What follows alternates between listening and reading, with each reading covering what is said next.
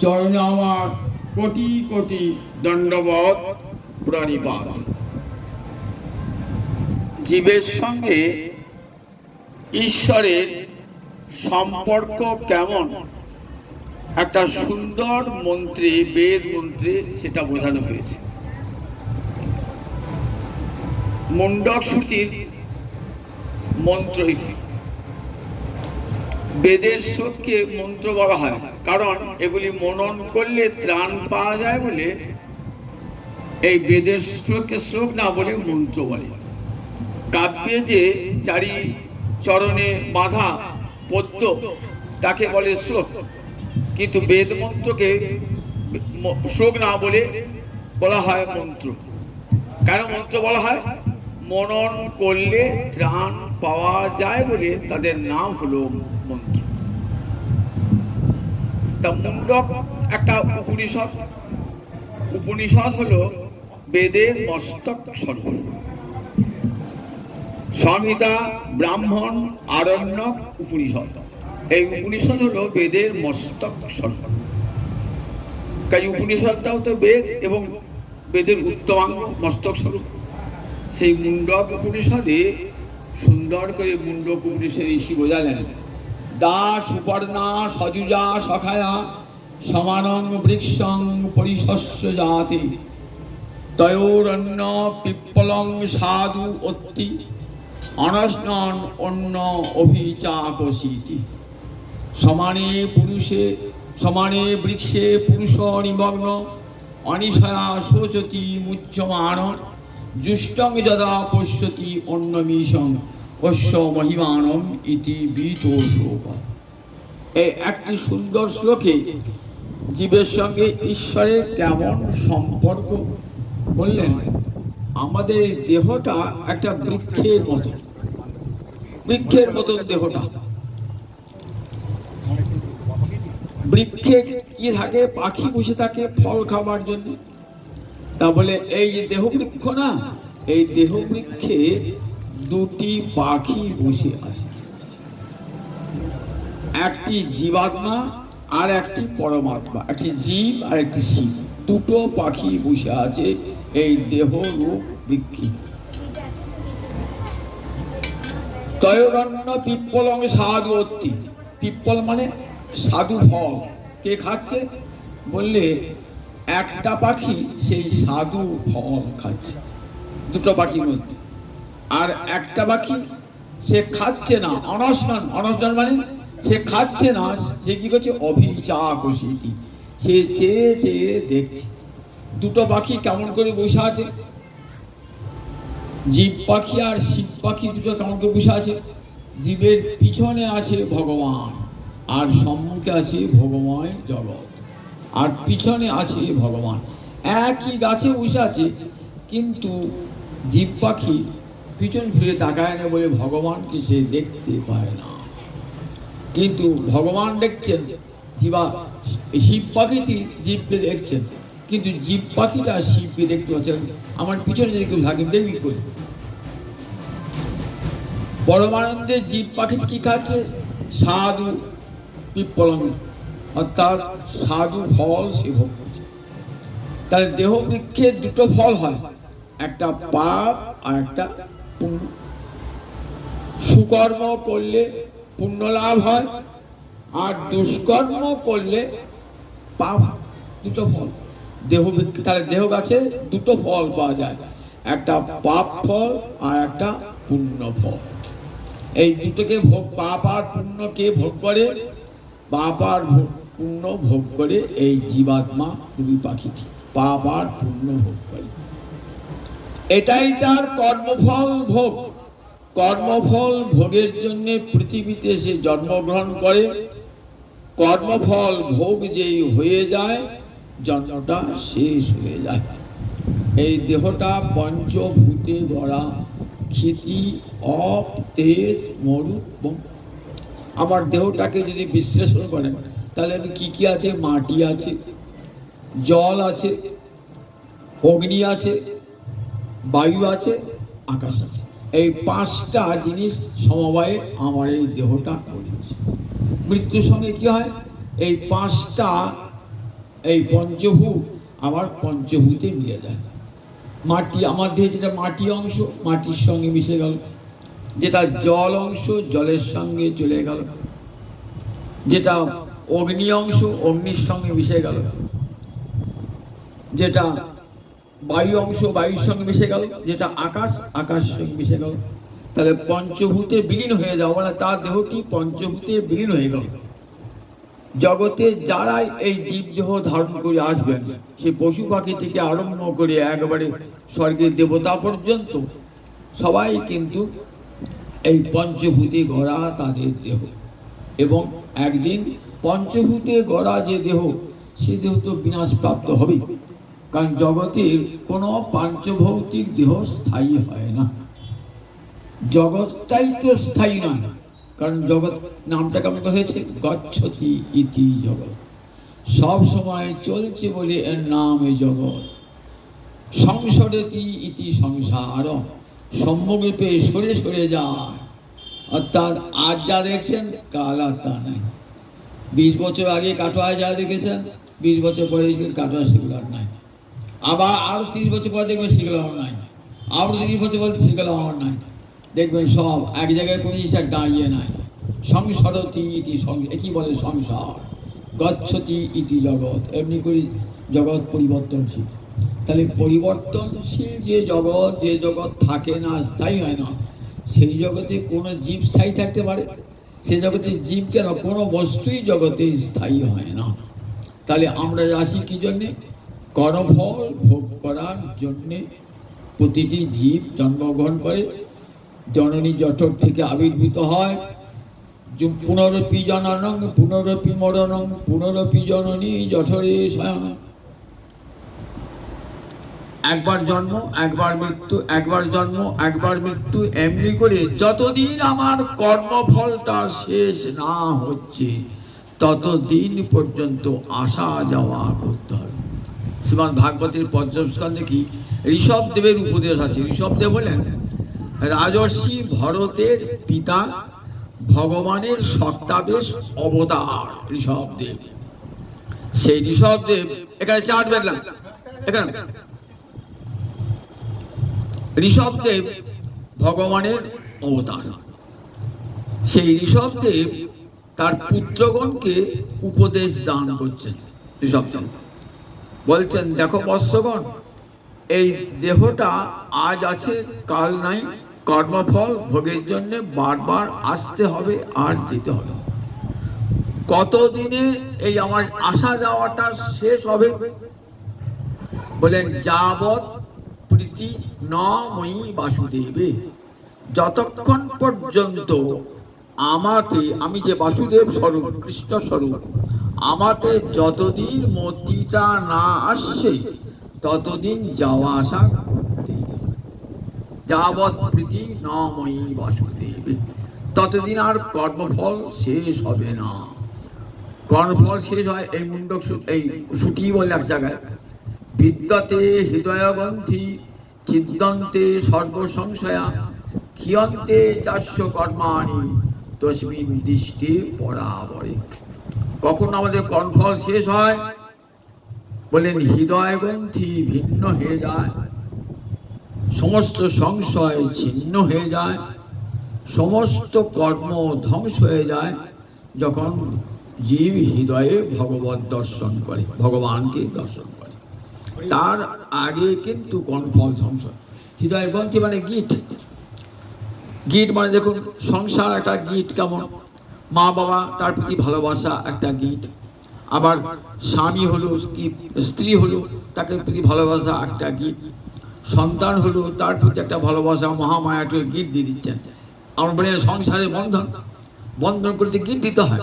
এমনি করে মহামায়া আমার সংসার বন্ধনে জীবকে জড়িয়েছে, একটির পর একটি গিট, একটির পর একটি গিট, নাতি তার ছেলে তার ছেলে, এমনি করে সংসার, আত্মীয় স্বজন মিত্র বন্ধু বান্ধবকে নিয়ে এই হৃদয় গ্রন্থি ভিন্ন হতে চায় না। সংসার ছেড়ে কেউ যেতে চায়? নিজের ছেলে বউ সংসার ছেড়ে কেউ যে, এমন গিটের বন্ধন না, এই সংসার বন্ধনকে ছিন্ন মহামায়ার বন্ধন। মহামায়া এমনি করে সংসার থাকবে না তো। এই যদি স্নেহ ভালোবাসা মমতা সৃষ্টি না করবে, তাহলে বন্ধ হবে কেমন করি? ইটের পর ইট রাখলে কখনো বাড়ি তৈরি হয়? মাঝে সিমেন্ট দিতে হয়, জল লাগবে সিমেন্ট দিতে হয়, তবে দেখবেন ইটটা আছে। ঠিক তেমনি মহামায়ার এমন করে জগৎ সংসার আলোচনা করেছেন না, প্রত্যেকের সঙ্গে একটা সম্পর্ক রয়ে গেছে। কেউ পিতা, কেউ মাতা, কেউ পুত্র, কেউ পত্নী, এমনি করে এই যে সম্পর্কের বন্ধন, এই বন্ধনটার নাম হচ্ছে গীত। এই গীতটা কিছুতেই যেতে চায় না।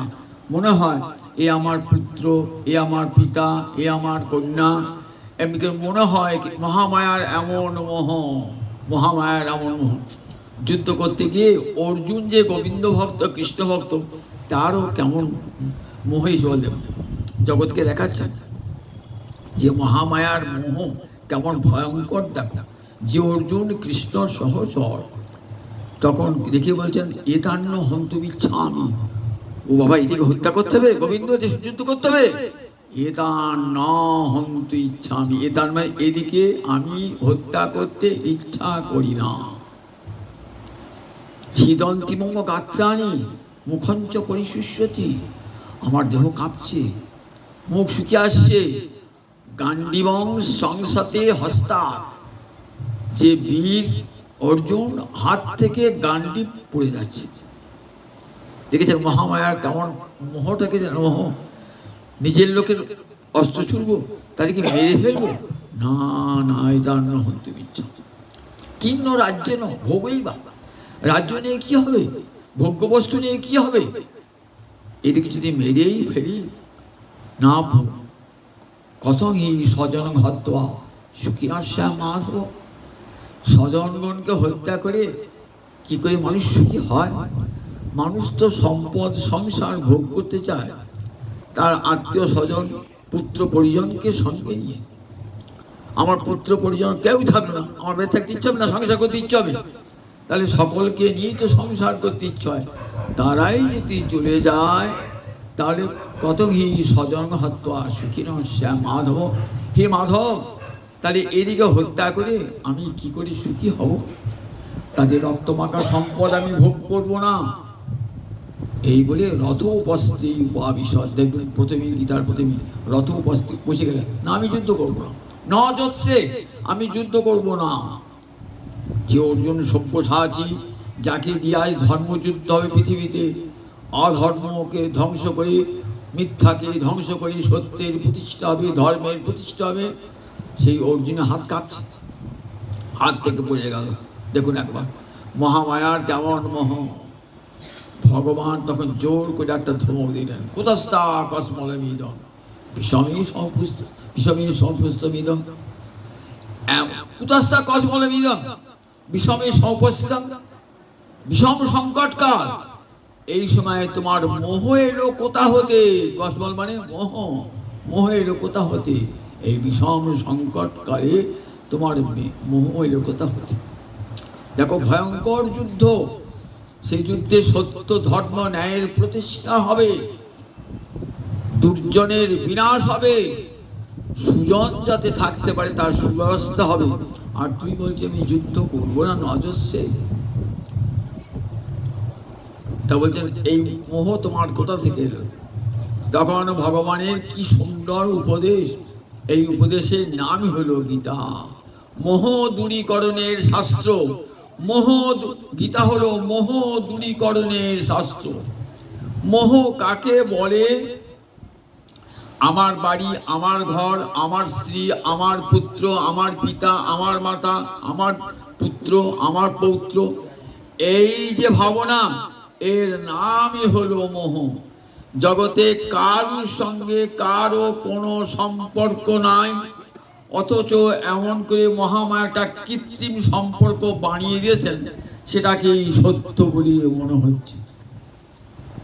এইখানে মহামায়ার কেমন কৌশল, কেমন চাতুরি দেখুন। যে যার সঙ্গে আমার আগের জন্মে কোনো সম্পর্ক ছিল না, পরের জন্মেও কোনো সম্পর্ক থাকবে না, মাঝখানে কিছুদিনের জন্য সম্পর্ক, তার জন্য আমার চোখের জল পড়ছে, হৃদয়ে বেদনা অনুভূত হচ্ছে। অসচ্চান অন্ন শোচস্তাং, যেটা শোকের যোগ্য নয় তার জন্য চোখের জল ফেলছো। বলো, ও তোমার কে ছিল পূর্বজন্মে, আবার পরজন্মেই বা তোমার কি হবে? এসেছিল কর্মফল ভোগের জন্য তোমার সঙ্গে একটা সম্পর্ক যুক্ত হয়ে, হয় তোমার স্বামী, নয় তোমার স্ত্রী, নয় তোমার পুত্র, নয় তোমার পিতা, নয় তোমার মাতা। কর্মফল শেষ হয়ে গেল, চলে গেল আপরসায়, আবার নূতন করে কর্মফল ভোগ করবে, আবার আসবে। মরে না কেউ, দেহান্তর প্রাপ্তি হয়। আমাদের ভারতবর্ষের শাস্ত্র বলেছে না, জগতে কেউ মরে না। তাহলে আমরা যে দেখি লোকটা মরে গেল, দেহের শ্বাস প্রশ্বাস বইছে না, শীতল হয়ে গেছে, বলে মরে নাই গো, অন্য দেহে চলে গিয়েছে। এই দেহটা ফেলে দিয়ে অন্য একটা দেহ ধারণ করেছে। এই কর্মফল ভোগ শেষ হয়ে গেল, আবার একটা নূতন দেহ ধারণ করলো, সেখানে আবার কর্মফল ভোগ করলো। এমনি করে যতদিন পর্যন্ত সঞ্চিত কর্ম, প্রারব্ধ কর্ম আছে, সব ভোগ হবে, তবে আবার আর মুক্তি হয়ে যাবে। এত কর্মফল পাপ, ওই যে একটি গাছে দুটি পাখি, এই জীব এমনিকে সাধু বিপ্লম ভোগ করছে, অসনা আছে। একজন পাখি ভোগ করছে, অর্থাৎ জীব পাখি নিরন্তর ভোগ করছে। বললেন কতদিন এই জীবের যাওয়া আসাটা শেষ হবে? কতদিনে? বললেন শেষ হবে কখন জানো? বললেন সমানে বৃক্ষে পুরুষ নিমগ্ন অনিশয়া শোচতি মুহ্যমান। অনিশয়া, অনিশয়া শোচতি মুহ্যমান। অনিশয় মানে ভগবত বিমুখ হয়ে যতদিন থাকবে ততদিন সে মোহগ্রস্ত হবে। বিমুহ্যমান, বিশেষ রূপে মোহগ্রস্ত হবে। মোহগ্রস্ত কারা হয়? যারা ভগবানকে ভালোবাসে না, ভগবান থেকে যারা মুখ ঘুরিয়ে নিয়েছে, মহামায়া তাদের উপরে আক্রমণ করে। কবিরাজ গোস্বামী পাদ কত সুন্দর করে শ্লোকটি অর্থ দিলেন। কৃষ্ণ ভুরি সেই জিহিবি অনাদি বহির মুখ, অতএব মায়া তারে দেয় ভীষণ দুঃখ। কভু স্বর্গে উঠায়, কভু নরকে ডুবায়, দণ্ডজনে রাজা যেন নদীতে চুবায়। সনাতন গোস্বামী পাদ মহাপ্রভুকে জিজ্ঞাসা করেছেন, জীবের এই দুঃখ কেন? এই জন্ম মৃত্যু জীবের এই দুঃখ কেন? তা বলেন কৃষ্ণ ভুরি সেই জিহিবি অনাদি বহির মুখ, অতএব মায়া তারে দেয় ভীষণ দুঃখ। কভু স্বর্গে উঠায়, কভু নরকে ডুবায়, দণ্ডজনে রাজা যেন নদীতে চুবায়। ভগবত বিস্মৃতির ফলে মায়া আক্রমণ করেছে। আপনি দেখুন, সূর্যের দিকে মুখ করে থাকুন, দেখবেন ছায়া আপনার কাছে নাই, ছায়া আপনার পায়ের তলায়। আর সূর্যকে পিছনে গিয়ে হাঁটুন, দেখবেন ছায়া, আপনি যাচ্ছেন, ছায়াটা আপনার সঙ্গে সঙ্গে যাচ্ছে, ছায়াটা আপনার সঙ্গে সঙ্গে যাচ্ছে। তাহলে ছায়াটাকে দূর করতে গেলে কী করতে হবে? সূর্যের দিকে মুখটা ফিরিয়ে দেন, দেখবেন যে ছায়াটা কত বড় লম্বা হয়ে গেছে, আপনার পায়ের তলায় পড়ে গেছে। ঠিক তেমনি যত গোবিন্দকে ভুলে যাবেন না, তত মায়া আপনাকে আক্রমণ করবে। আমার বাড়ি, আমার ঘর, আমার পত্নী, আমার পুত্র, আমার আমার আমার আমার এই আমার ভাবনার মতো মোহ, মহামায়া ঠিক এমনি করে এই মোহের বন্ধনে এই জীবকে, এই মোহেরই কষ্ট হয়। আমার প্রিয়জন চলে গেল, আমার বাবা চলে গেলে আমি কাঁদবো না? বলে হ্যাঁ, কাঁদতে তো হবেই। মা চলে, কাঁদতে তো হবে। যতদিন সম্পর্কে জড়িয়ে রয়েছি, যতদিন সম্পর্কের বোধটা অনুভব হচ্ছে, ততদিন কিন্তু চোখের জল আসবে। শত উপদেশও কিন্তু যাবে না, ব্যথা যাবে না। আমার নিজজন চলে গেছে, আমার পিতা চলে গেছে, আমার মা চলে গেছে, তাদেরকে ভুলতে পারি? ভুলতে পারি না। দেখুন মহামায়া কিছুতেই ভুলতে দেন না। তারপরে দেখো এই যে জন্ম, এই জন্ম মৃত্যু একবার করে আসা, একবার করে যাওয়া। যখন ভগবত দর্শন হবে, বলে যাবৎ প্রীতি নময়ী বাসুদেবী, যতক্ষণ পর্যন্ত আমাতে ভালোবাসা না আসে, ততদিন পর্যন্ত কিন্তু মোহগ্রস্ত হয়ে, শোকগ্রস্ত হয়ে সংসার জীবন যাপন করতে হবে আমাদের। সমানে বৃক্ষে পুরুষ নিমগ্ন অনিশয়া শোচতি মুহ্যমান। ভগবানের দিকে মুখ ফিরিয়ে আছে বলে আর তার জীবনে দুঃখ, কষ্ট, বেদনা কিছুতেই দূরীভূত হবে না। কখন দূরীভূত হবে? বললেন কখন? বললেন বিদ্যতে হৃদয়গ্রন্থি ছিদ্যন্তে সর্বসংশয় ক্ষিয়ন্তে চাস্য কর্মাণি তস্মিন দৃষ্টে পরাবরে। পর এবং অপর এই দুয়ের ঊর্ধ্বে যিনি, এই চরাচর জগতের ঊর্ধ্বে যিনি, সেই পরাবরস্থ পুরুষ ভগবান শ্রীহরিকে, যে জগতের সর্বত্র আছেন আবার জগতের বাইরেও আছেন। জগতের মাঝে সমস্ত জীবের মধ্যে প্রবেশ করেছেন তিনি, প্রবেশ করেও আবার রয়েছেন। আমরা সেই সবিশিকের মন্ত্র বলি না, ওম সহস্র শিষ্যা পুরুষ সহস্রাক্ষ সহস্রপাদ সভূমি সর্বত বৃত্বা অত্যতিষ্ঠা দশাং। বললাম দশম উঁচুতে রয়েছে, তিনি নিজেই সব হয়ে গেলেন, সর্বত্র হাত পা সব বিছিয়ে রেখে দিয়েছেন। আমাদের চোখ মানে ভগবানের চোখ, আমাদের পা মানে ভগবানের পা। জগতে সর্বত্র তার চরণ বিছানো আছে, জগতের সর্বত্র তার হাত বিছানো আছে, সর্বত্র তা আছে। এসব হয়েও অত্যতিষ্ঠা দশাঙ্গুল, 10 আঙুল উপরে আছে। 10 আঙুল উপরে আছে মানে জগতের বাইরেও তিনি রয়েছেন, জগতের মধ্যেও তিনি রয়েছেন। সেই পরাবরস্থ পুরুষকে যখন দর্শন হবে তখন কি হবে? বিদ্যতে হৃদয় বন্ধি, আর বন্ধন থাকবে না। তখন কার জন্য কাঁদছি? এর সঙ্গে তো আমার সম্পর্ক আগের জন্মও ছিল না, আবার পরের জন্মও থাকবে না। 2-4 দিনের মধ্যে সম্পর্ক আমার বোধ, যেই সম্পর্ক, যেই কর্মফল শেষ হয়ে যাবে, সে যেখানে এসেছিল সেখানে আবার চলে যাবে। পান্থশালা আগেকার দিনের ট্রেন বাস ছিল না, তো লোকে কী করে যেত? হেঁটে হেঁটে যেত। যে যেত রাজারা, মহাজনেরা, জমিদারেরা কী করতেন? পান্থশালা বানিয়ে দিতেন। পান্থশালা মানে পথিক, পান্থ মানে পথিক, পথিকের থাকবে। সন্ধ্যে লেগে গেছে আর হাঁটা হবে না তো, এইবার চোর ডাকাতির ভয় আছে, সাপখোপের ভয় আছে, একটা পান্থশালা আশ্রয় নিলেন, সেখানে সব খাওয়ার ব্যবস্থা, থাকার ব্যবস্থা থাকতো। সবাই এলেন, কত গল্প গুজব, কত লোক, কেউ পূর্ব দিক থেকে, কেউ পশ্চিম দিক থেকে, কেউ উত্তর দিক থেকে, কেউ দক্ষিণ দিকে এসেছে। ওই রাত্রি 12 ঘন্টা তাদের সঙ্গে যাপন করে একবারে পরম আত্মীয়তা বোধ হয়ে গেল, বন্ধু বান্ধব হয়ে গেল। যেই সকাল হয়ে গেল, ভোর হতে হতে সব দেখছেন আস্তে আস্তে আস্তে পাঠশালা খালি হয়ে গেছে। যে যেখান থেকে যাবো সেই সেখানেই সব চলে গেল। সংসার ঠিক আমি পান্থশালা, সবাই এসেছেন, চলতে চলতে চলতে চলতে বিশ্রাম নিচ্ছেন। এখানে ৮৬ লক্ষ জনই চলছি চলছি চলছি চলছি চলছি, মাঝে মাঝে বিশ্রাম নিচ্ছি, মাঝে মাঝে বিশ্রাম নিচ্ছি, মাঝে মাঝে কখনো কারো ছেলে হয়ে, কখনো কারো মেয়ে হয়ে, কখনো কারো বউ হয়ে, কখনো কারো স্বামী হয়ে, কখনো কারো ভাই হয়ে বিশ্রাম নিচ্ছি। মাঝে মধ্যে বিশ্রাম নিতে নিতে নিতে নিতে কতদিন চলবো? যাওয়াটা শেষ হবে। বলেন যাবত, বলেন সমান যখন ভগবানকে দর্শন হবে তসমিন দৃষ্টি পরাবরী, তখন কি হবে? হৃদয় গ্রন্থি ভিন্ন হয়ে যাবে। তখন মনে হয় কি আমার, কার সঙ্গে আমার কি সম্পর্ক আছে? আচার্য শঙ্কর কাছে কাতবা কান্তা কস্তে পুত্র সংসার অয়ম অতীব বিচিত্র। আচার্য শঙ্কর বলছেন, তোমার বউ বা কে, তোমার ছেলেই বা কে, তোমার পিতাই বা কে, তোমার পুত্রই বা কে, কার সঙ্গে তোমার সম্পর্ক? একবার ভেবে দেখো দেখি। আজ যাকে তুমি নিজের স্ত্রী বলছো কি স্বামী বলছো, আগের জন্মে সে কি তোমার স্ত্রী বা স্বামী ছিল? আবার পরের জন্মে সেই কি তোমার স্ত্রী বা স্বামী হবে?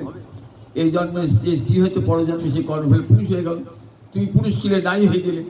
তুমি পুরুষ ছিলে, মানুষ ছিলে, পশু হয়ে গেলে, পাখি হয়ে গেলে, কীট হয়ে গেলে, পতঙ্গ হয়ে গেলে। তাহলে বলো তোমার সঙ্গে কার সম্পর্ক? কাতে কান্তা কস্তে পুত্র সংসার অয়ম অতীব বিচিত্র। সংসার অতীব বিচিত্র, কার সঙ্গে কার কোনো সম্পর্ক নাই।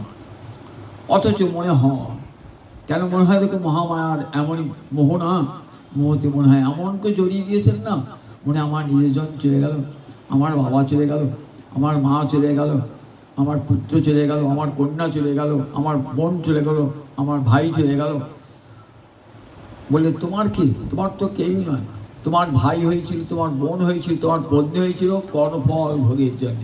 কর্মফল হয়ে গেল, চলে গেল। ক্ষিয়ন্তে চাস্য কর্মাণি, বলে সমস্ত কর্মফল কখন শেষ হবে, কখন মুক্তি হবে, আর আসতে হবে না, আর দেহ ধারণ করে পৃথিবীতে আসতে হবে না, জন্মমৃত্যু চক্রে আসতে হবে না। কখন? যখন ভগবত দর্শন হবে, তখন আর জন্মমৃত্যু চক্রে আসতে হবে না। তসমিন দৃষ্টি বরাবরী, যখন জীবের মুখটা ঘুরে যাবে, সমানে বৃক্ষে পুরুষ নিমগ্ন অনিশয়া শোচতি মুজ্যমান। মুখটা ভগবানের দিকে নাই তো, মহামায়ার ভোগময় জগতের দিকে আছে। ছুটে চলে যাচ্ছি, দেহ পাবো, জানো তো, ইন্দ্রিয় পাবো, সংসারে সব জিনিস ভোগ করব, স্ত্রী পুত্র সংসার ভোগ করব। ভোগে আকুল হয়ে জীব ছুটছে। যত ভোগে আকুল এসে ছুটবে ততই তার মৃত্যু, দুঃখ, কষ্ট সে নিয়ে আসবে। একটা মাছ সে জলেতেই ভালো থাকে, তো জল থেকে যত ডাঙায় উঠবে না তত তার কষ্ট। সে ভাববে আমি বাঁচবার জন্য ছুটছি। যদি প্রতিমধ্যে কোনো সাধুর দেখা হয়, আচ্ছা মাছ তুমি কোথায় চলেছ? আমি সুখের সন্ধানে চলেছি বললে হেসে উঠবে সাধু হো হো করে। যত ডাঙার দিকে এগিয়ে যাবে ততই তোমার মৃত্যু হবে ত্বরান্বিত। যত এগিয়ে যাবে। তাহলে কি করে আমার মৃত্যুর হাত থেকে বাঁচা যায়? তখন সাধু বলে, দেখাও, যদি বাঁচতে চাও, সুখ পেতে চাও, এই দেখো আমি মুখটা ঘুরিয়ে দিচ্ছি। কোথায় ঘুরিয়ে দিলেন? যে জল থেকে তুমি উঠে এসেছো, আবার সেই জলেই তুমি চলে যাও, তুমি সুখী হবে। বেদ মাতা কি বলেছেন? তুমি এসেছো কোথা হতে? আনন্দা দেব কল্লিমানি ভূতানি জায়ন্তি আনন্দেন জাতানি জীবন্তি আনন্দং প্রয়ান্তি অভিসন্তি। আনন্দ ব্রহ্ম ভগবান হতে জীবের জন্ম, আবার তার দ্বারাই বেঁচে আছেন জীব। এই যে সংসারটুকু রচনা করছি তারই করুণায় তিনি জল দিয়েছেন, ফল দিয়েছেন, বাড়ি দিয়েছেন, ঘর দিয়েছেন, পিতা দিয়েছেন, মাতা দিয়েছেন, পুত্র দিয়েছেন, তারই সংসার, তার জন্য বেঁচে আছে। আনন্দেন জাতানি জীবন্তি, সেটুকু নিয়ে আনন্দ হয়, আনন্দে আভাস তো ভোগ করছি। আবার যখন যাব কোথায়? আনন্দং প্রয়ান্তি অভিসন্তি, আবার সেই আনন্দের কাছে ফিরে যেতে হবে। যতদিন না যাচ্ছি ততদিন কিন্তু পুনরপি জননং পুনরপি মরণং পুনরপি জননী জঠরে শয়নং ইহ সংসারে খলু দুস্তারে কৃপয়া পারে পাহি মুরারে। আচার্য শঙ্কর বলছেন, একবার জন্ম, একবার মৃত্যু, জন্মমৃত্যুর ক্লেশ ভোগ করতে হবে। যখন জন্মগ্রহণ করি তখনও ক্লেশ, আবার যখন মৃত্যুবরণ করি তখনও ক্লেশ, আবার যত বেঁচে থাকি তখনও ক্লেশ। দেখুন এই জীবনটা কেমন ক্লেশময়। মায়ের গর্ভে যখন রয়েছি, ক্ষুদ্র কুক্ষিতে রয়েছি, প্রতি মুহূর্তে শ্বাস প্রশ্বাস নিতে কত কষ্ট, কৃমি কীটে খাচ্ছে, তথাপি কষ্ট করে থাকতে হচ্ছে। সেই গর্ভ যন্ত্রণা, বলে না গর্ভ যন্ত্রণা, শিশু সেই গর্ভ যন্ত্রণা ভোগ করছে। চিৎকার করতে পারেন বলে বুঝতে পারেন না যে শিশু গর্ভের মধ্যে কত কষ্ট ভোগ করে আছে, দেহটাকে কুঁকড়িয়ে কোনো কষ্ট করে আছে। আবার যখন জন্মগ্রহণ করলো, জন্মগ্রহণ করার পর যখন সে এমন অসহায়, তাকে যদি আমি কোলে না নেন, মানুষ না করে, সে বাঁচবেই না। আবার যে বড় হলেন সংসার জীবনে প্রবেশ করলো, তখনও ঢুকে তার কত কষ্ট হলো। আবার যখন বার্ধক্য এলো, বৃদ্ধ বয়সে, তখন শরীর নুব্জ কুব্জ হয়ে গেল, বিছানায় পড়ে কাতরাচ্ছেন, তখন আবার কত কষ্ট। তাহলে সারা জীবনটা কেমন যেমন দুঃখের কষ্টের মধ্যে আমরা রয়েছি। যতদিন এমনি করে বাঁচবো, জন্ম মৃত্যুর যন্ত্রণা ভোগ করতেই হবে। জন্ম মৃত্যু চক্রের বাইরে চলে যাবো, আর ভোগ করতে হবে না। তাই জীবের সাধনা কি? আর যেন জন্ম মৃত্যুর চক্রে আমাকে আসতে না হয়। জননী জঠরে এলে আবার কিন্তু কষ্ট ভোগ করতেই হবে। আবার যতদিন বেঁচে থাকবো ততদিন সংসারে যন্ত্রণা ভোগ করতে হবে। দুঃখময় সংসারে কত বেদনা ভোগ করতে হবে। সংসারে দেখেছি কে আমি কেন মরি, যারে তাপত্রয়, ত্রিবিধ তাপ নিরন্তর ভোগ করতে হবে। যতদিন থাকবো ত্রিবিধ তাপ ভোগ করতে হবে। আধ্যাত্মিক, আদিদৈবিক, আদিভৌতিক, এই ত্রিবিধ তাপ প্রতিটি জীবকেই ভোগ করতে হয়। ত্রিবিধ তাপ, যারে তাপত্রয়, ত্রিবিধ তাপ আমাকে ভোগ করতে হবে। আধ্যাত্মিক তাপ মানে দেহের দুঃখ, মনের দুঃখকে বলে আধ্যাত্মিক তাপ। দেহ থাকলে কিন্তু রোগ হবে দেহেতে, তার জন্য যন্ত্রণা বোধ হবে, কষ্ট বোধ হবে, তাহলে এটা দেহের দুঃখ পেতে হবে। আবার দেহের মধ্যে মন আছে, মনের দুঃখ, মনের সন্তাপ ভোগ করতে হয়। কেউ আপনাকে কটু কথা বললো, কেউ আপনাকে মনে আঘাত দিল, আপনার মনে ব্যথা হলো, আমরা ছেলে বউ কেউ না সংসার কেউ না কেউ মনে আঘাত দিল, আমরা মনটা কেমন হয়ে গেল বলুন দেখি। তাহলে দেহের এবং মনের সন্তাপ ভোগ করতে হয়, সবাইকেই ভোগ করতে হয়। এই দুঃখটার নাম কি? এই দুঃখটার নাম হলো আধ্যাত্মিক দুঃখ। আধ্যাত্মিক দুঃখ এটা সবাই এই সংসারে যারাই থাকবেন তাদেরকে এই আধ্যাত্মিক দুঃখ ভোগ করতে হয়। আদিভৌতিক দুঃখ ভূত হত্যাতে জীব থেকে পাওয়া যে দুঃখ তাকে বলে আদিভৌতিক। ভূত মানে জীব, শুধু মানুষ নয়, মনুষ্যতর প্রাণী থেকে দুঃখ পেতে আমাদের। সাপ ঢুকেছে ঘরে, ভয়ে থাকতে পারছেন না, আবার হয়তো সুন্দরবন থেকে বাস করছে বা কুমির এসে পা ধরে টানছে, বাঘ ঢুকে পড়েছে, এ তো বাটি। আবার মানুষেও আমরা বাসার বাড়িতে একটা শত্রু আছে, আমরা সেটা মামলা জুড়ে দিয়েছি। প্রতিমধ্যে রাস্তায় আপনি একা চলছেন, গুন্ডা দস্যু আপনাকে আক্রমণ করলে, তাহলে আমরা এখানে আদি ভৌতিক দুঃখ আমাদেরকে সবাইকে ভোগ করতে হয়।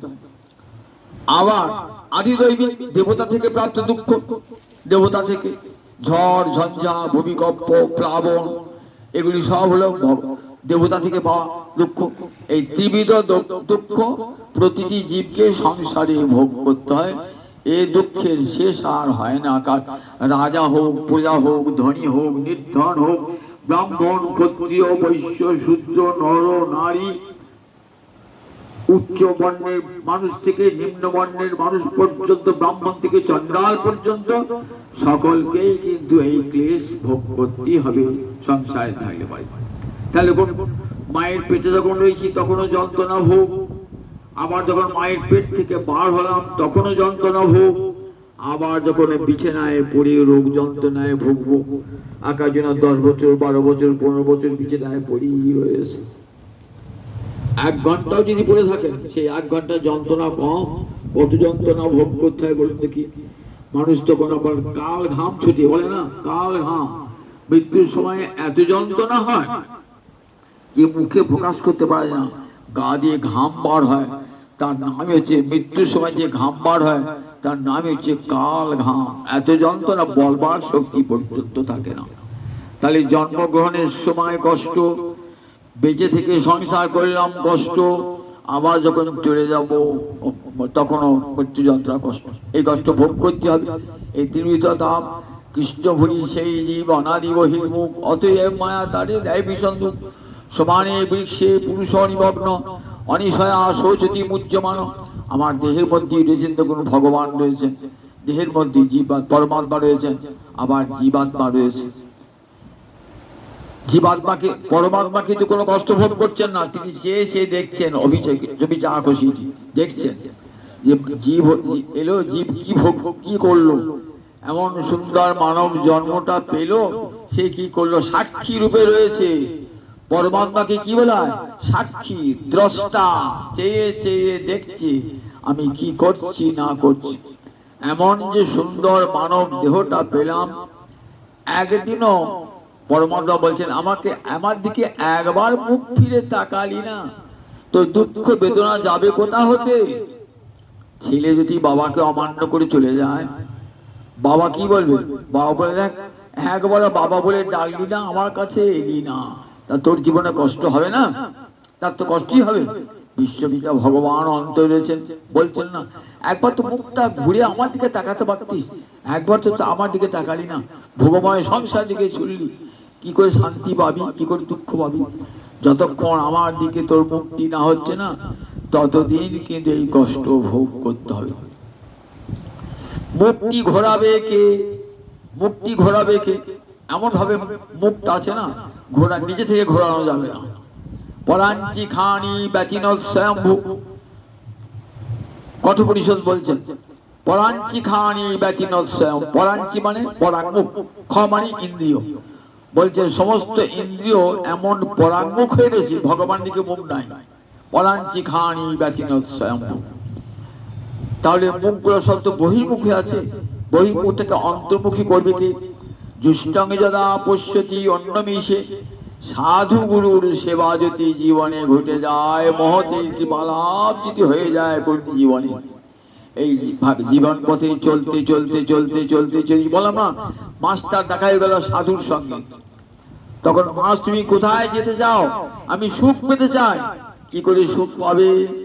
তুই তো হাঁটছো দুঃখের পথে হাঁটলে কি সুখ পাওয়া যায় নাকি? পথটাই তো ভুল হয়ে গিয়েছে। আমরা এত দুঃখ পাই, কষ্ট পাই কেন? সুখের পথে চলতেই শিখি নাই। সুখের পথে দুঃখের পথে চলেছি, তাই কত কষ্ট, কত দুঃখ ভোগ করতে হচ্ছে। কে সেই সুখের পথে নিয়ে যাবে? বলেন সাধু গুরু বৈষ্ণব নিয়ে যাবেন সেই সুখের পথে। দুষ্টং যদা পশ্যতি। সাধু সেবা করতে করতে কি হবে? সাধু মুখটা ঘুরিয়ে দেবেন জীব, আর ছুটো না। এইবার দেখো গোবিন্দের দিকে মুখটা করো। মুখটা কর্ণে কৃষ্ণ মন্ত্র দিয়ে জীবের মুখটা কৃষ্ণমুখী করে দেবেন।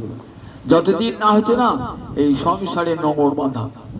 এখন একটা গল্প শোনাই। কলকাতার ছেলে আর এই শান্তিপুরের মেয়ে। কলকাতার ছেলে নৌকো যোগে আসবে, খুব ইচ্ছা, নৌকো করে বরযাত্রী আসবে। বিকালবেলা তাড়াতাড়ি সব খাওয়া দাওয়া করে নৌকোয় চেপেছে, অনেক লোক চেপেছে নৌকোতে। এইবার নৌকো আসবে, শান্তিপুর আসবে, তো বিয়ে 12টার লগ্ন, তার মধ্যে পৌঁছাতে হবে জামুকো মাঝিকে। আর সব কথাবার্তা বলতে বলতে অনেকেই ঘুমিয়েও পড়েছে, বরযাত্রী অনেকে ঘুমিয়েও পড়েছে। কিছুতে হওয়ার পর কার পর দু একজন জেগেছে, বলছে এ মাঝি বললা চিৎকার চেঁচামেচি করছে, কত এলি রে নৌকাটা? তা বলে বাবু, নৌকা যে ঘাটে বাঁধা ছিল সেই ঘাটিতেই নৌকা আছে, আর আক্রোশ হয় না। কেন রে? নোঙর তোলা হয় নাই তো, নোঙরটা লাগানি আছে ঘাটেতে। কেমন দেখুন, নোঙরটা রয়েছে যেখানে লাগানো, সেখান থেকে নোঙরটা যে খুলতে হবে, এটা মাঝে আর খেয়াল নাই। রাত 11টা বেজে গেল, তখনও পর্যন্ত দেখছেন সেই ঘাটি দিয়ে নৌকাটা। আমাদেরও ঠিক দেখো, সংসার নোংর এমন না, সংসার নোংর বেরিয়েছি তো, এই নোংর থেকে আর যেতে পারি না, কিছুতেই যেতে পারি না। নোংর গোবিন্দের পথে, ভগবানকে ভজনার পথে চলবো কি? নোংর তো রয়েছে। গুরু সাধু গুরু বৈষ্ণব এসে দেখিয়ে দেন, দেখো যদি যেতে চাও তাহলে সংসারে নোংর তুলে দাও, তুলে দিয়ে চলো গোবিন্দের পথে চলো। তাকে যদি দেখতে ইচ্ছা হয় তা চলো। এসে কি করেন, নিজের গুরুদেব এসে নিজে নোংর তুলে দেন, তুলে দিয়ে জীবকে নিয়ে যান, ভগবানের পথে নিয়ে যান। আমরা ভোগ করতে করতে এমনই যে আমার জীবন শেষ হয়ে যাবে, এই বোধটা আমার থাকে না। দেখেন ছাদে ঘুরে আছে ছেলে, তো ওর যদি ছাদের পিছন দিকে এসেছে, এবার সেটা পড়ে যাবে। যদি কোনো সাধু লোক দেখেন, ভদ্রকে ছুটি কি করবে, এই বাবা আর পিছুস না, পিছুলেই তুই নিচে পড়ে যাবি। ঠিক তেমনি আমরা ভোগ করতে করতে করতে করতে করতে এমন জায়গায় এসে পৌঁছেছি না, এইবার একবারে অতল খাদে পড়ে যাবো, জীবন শেষ হয়ে যাবে। সাধু গুরু বৈষ্ণব এসে মুখটা ঘুরিয়ে দেন, দেখো জীব, তুমি যদি সুখ পেতে চাও, শান্তি পেতে চাও, তাহলে মুখটা করো ভগবানের দিকে। এমন সুদুর্লভ মানব জন্ম পেয়েছো, এই দেহটাই তো একটা গুরু, অবধূত। তার গুরু বলছেন 25টা গুরু, 24টা গুরু বলে একটা শেষে বলছেন দেহ গুরুর মম বিরক্তি বিবেক হেতু। এই দেহটাই আমার গুরু। গুরু কি শিক্ষা দেয় শিষ্যকে? বিরক্তি বিবেক হেতু। বিরক্তি মানে সংসারে অনাসক্তি। সংসারে থাকবে কেমন? পাকাল মাছের মতো। সংসার তোমাদের থাকবে না, তুমি সংসারে থাকবে। তুমি জানবে যারা আজ আমাকে ঘিরে রয়েছে না, তারা কেউ আমার আপন জন নয়। মলে 2 দিন কাঁদবে, 3 দিনে আমাকে ভুলে যাবে। কার কথা মনে রাখি? কার কথা মনে থাকে না, 2-4 দিন কাল সব ভুলিয়ে দেয়। ভগবানের কাল এমনই না, সব ভুলিয়ে দেয়। ছেলে মরেছে, মা কাঁদলো, আর সংসার করবে না, দেখবেন সেই মাই আবার কোমর বেঁধে সংসার করছে। মহামায়ার এমন মায়া না, এমন করে ভুলিয়ে দেন না মানুষকে, জানতেই দেন না মহামায়ার এমন মহামায়া, কি ভুলে যায়। তাহলে দেখুন, এই যে দেহ গুরুর মম বলে, দেহটা আমাকে শিক্ষা দেয়। কি শিক্ষা দেয়? বলে আমাকে ভালোবেসো না। জগতে সব গুরুই তো বলে আমাকে ভালোবাসো, শিষ্যকে বলে না, কিন্তু দেহ গুরু বলছে আমাকে ভালোবেসো না। এক এক গুরুর এক এক রকম সেবা। আমাকে বেশি ভালোবাসলে কষ্ট পেতে হবে। কিরকম? আমি যৌবনী দেখতে কি সুন্দর, তো আয়নায় দাঁড়িয়ে নিজের রূপটা দেখতেন। এবার বুড়ো হয়েছে, 50 বছর বয়স হয়েছে, আয়না সারা দাঁড়াচ্ছে, দূর চেহারাটা আমার কি বিচ্ছিরি হয়ে গিয়েছে। কেমন ছিল দেখতে, যে একটা 16 বছর 20 বছর ফটো সামনে নামে গেছে, দেখতে কত সুন্দর ছিল, আজ এই কেমন হয়ে গিয়েছি। তখন কি হবে মনে দেখুন, দেহটাকে ভালোবেসেছেন তো মনে কষ্ট হবে, দেহটাকে ভালোবাসলে মনে কষ্ট হবে, ভাবতে হবে আমার এই দেহে যে রূপ লাবণ্য যৌবন আজ আছে কাল থাকবে না, দেহটা কত ভালোবাসা, কাকে ভালোবাসবো? দেহের ভিতরে যে দেহি আছে জীবাত্মা তাকে ভালোবাসো, সেটাই তো ভালোবাসার পাত্র। আমরা দেহিকে ভালো না বেশি দেহটাকে ভালোবাসি। আচ্ছা তুমি যে দেহটাকে ভালোবাসো, তা কেন ভালোবাসো? দেহিটা আছে বলে তো। দেহিটা যে চলে যাবার দেহটা থাকবে না তো। যে দেহ আপন জ্ঞানে যত্ন করো রাত্রি দিনে, বসন ভূষণ কত বেশ, পরমাত্মা ভগবান যবে হবেন অন্তর্ধান, ভস্য কীটি কৃমি অবশেষ। এই দেহটার আদর কতদিন হবে? আমরা রূপ লাবণ্য যৌবনের অহংকার কতদিন থাকবে? যতদিন দেহিটা আপনার অন্তরে রয়েছে। দেহিটা যে চলে যাবে, পরমাত্মা ভগবান চলে যাবেন, পরমাত্মা ভগবান যবে হবেন অন্তর্ধান, ভস্য কীটি কৃমি অবশেষ। দেহটা কি হবে? একটা ছায়ে আগমুটো ছাই নয়, কৃমি কীটে পড়ে থাকে, কৃমি কীটে পরিণত হবে। এমনি করে দেহটা একদিন শেষ হয়ে যাবে।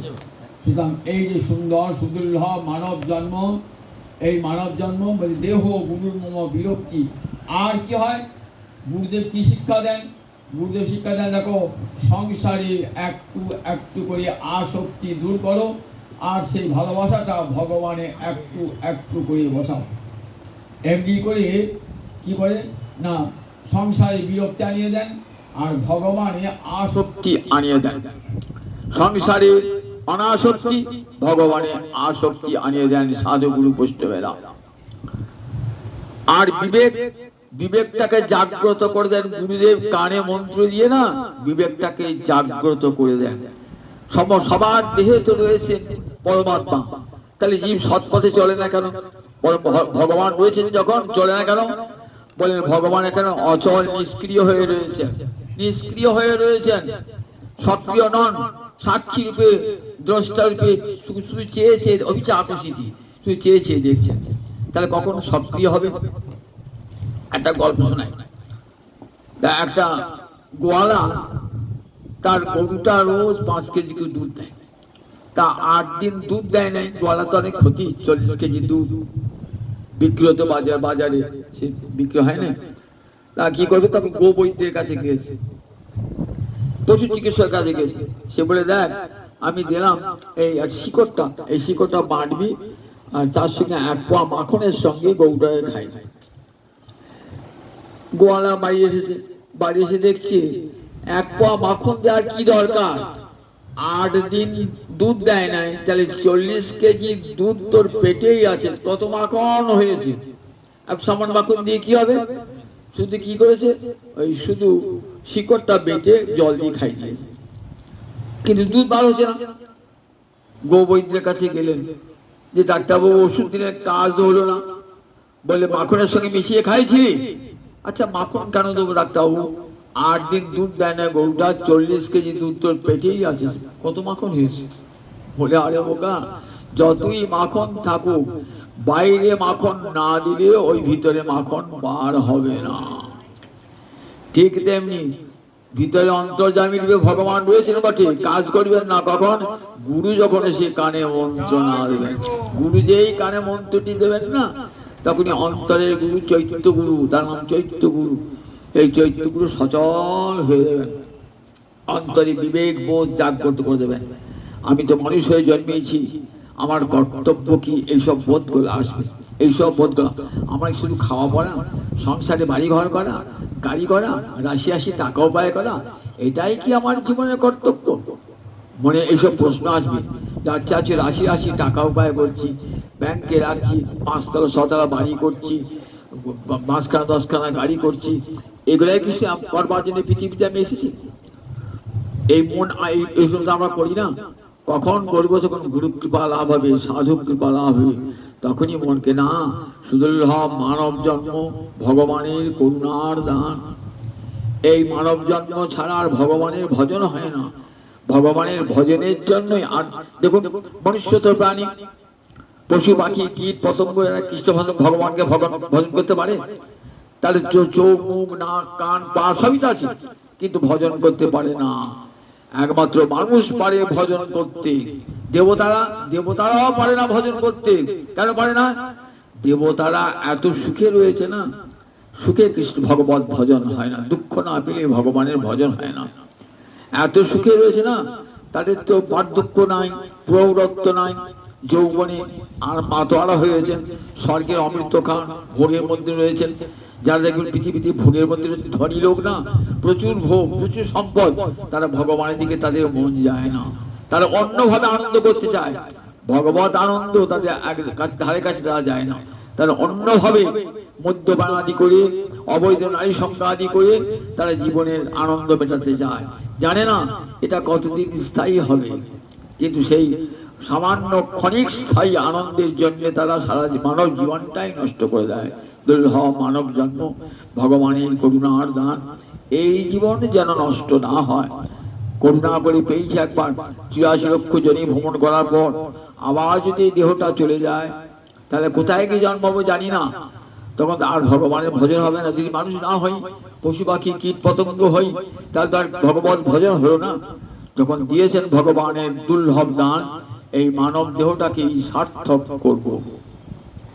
সাধু গুরু কৃপা লাভ করি, ভগবানের ভজন করি, জীবনটাকে পরম সুখের দিকে চালিয়ে দেবো।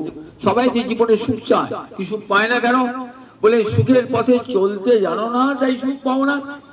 যদি সুখের পথে চলতে চাও, তাহলে দেখো গুরুর কাছে যাও। গুরুদেব বলবেন কোথায় সুখ জানো? বিষ্ণু পরমে পদে মধ্যস্থ, গোবিন্দের চরণ কমলে সব সুখ সব মধু। যদি জীবনটাকে মধুময় করতে চাও, জীবনটাকে সুখময় করতে চাও, সংসারটাকে ভালো করে ভোগ করতে চাও, তাই যাও ওই গুরুর চরণে পড়ে বলো, উত্তিষ্ঠত জাগ্রত প্রাপ্য বরান নিবোধত। আমাকে জানিয়ে দাও কোথায় গেলে সুখ পাবো, কোথায় গেলে পরমানন্দ পাবো। সামান্যতম দুঃখ আমার চিত্তকে স্পর্শ করতে পারবে না। তখন জানবো কারুর সঙ্গে আমার সম্পর্ক নাই, আমার চিরকালের সম্পর্ক একবার ভগবানের সঙ্গে আমার সম্পর্ক। আর কারুর সঙ্গে, তাকে হারিয়ে তো আমি দিনও কাঁদি না, নিজের স্ত্রী পুত্রকে হারিয়ে কাঁদি। আর যাকে যিনি আত্মার আত্মীয়, তিনি আমাকে কখনো পরিত্যাগ করবেন না। আমি যে কুলে জন্মাই না কেন, তিনি আমাকে পরিত্যাগ করবেন না। আমি মানুষ যে নাই হই, পশু কীট পতঙ্গ হয়ে জন্মাই, তবু গোবিন্দ আমার সঙ্গেই থাকবেন। এত বড় আত্মীয় জগতে কেউ আছে? আমার বিপদের দিনে আমার আত্মীয় স্বজন আমার কাছ থেকে পালাবে, আর গোবিন্দ আমার দেহের মধ্যেই রয়ে গেলেন। আমার বিপদের দিনও আমার সঙ্গেই রয়েছেন তিনি সব সময়।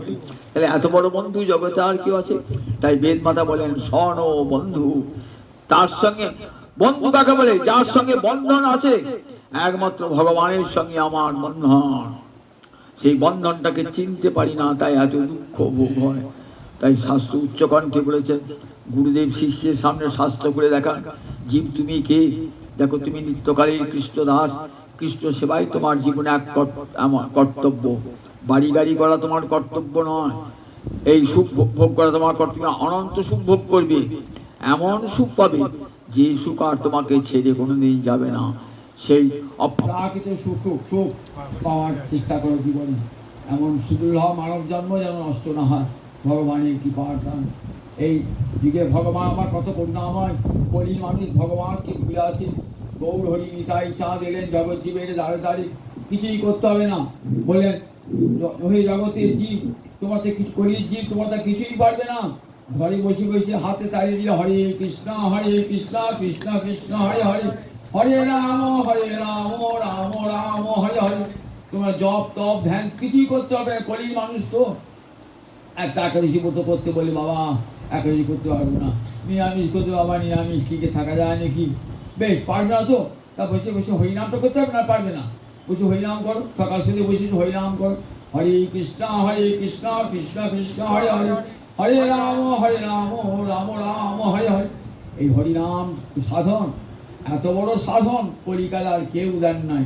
আমার হৃদয় চাঁদ গৌর হয়েছে। এই সাধন করতে করতে একটি সাধ্য বস্তু ভগবান শ্রীহরিকে লাভ হবে, জীবন মানব জীবন ধন্য হয়ে যাবে, সার্থক হয়ে যাবে। বললেন এমন সুন্দর মানব জন্ম বৃথায় নষ্ট করো না।